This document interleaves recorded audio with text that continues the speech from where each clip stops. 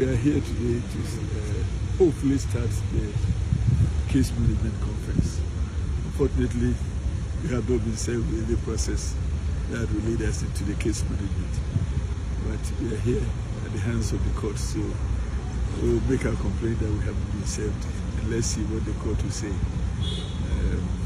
There is a lingering rumor that Attorney General intends to engage or discharge one of the accused persons and engage him as prosecution witness.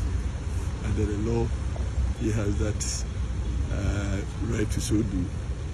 But the Attorney General, as I always say, is also the Minister for Justice.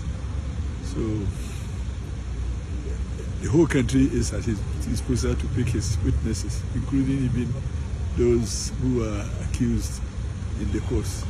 So if it's in his good conscience, proper and just to use one of the accused persons against some accused persons,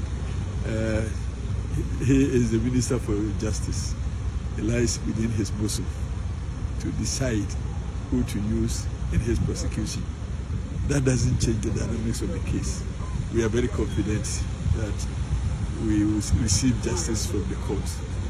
And therefore, whoever comes into the box as a witness comes in with a certain integrity level expected of a prosecution witness. And therefore, I forewarn that anybody who comes into the witness box comes in with unexpected integrity level. So, your personal integrity is equally an issue as the evidence that we prefer in court. So let's move on.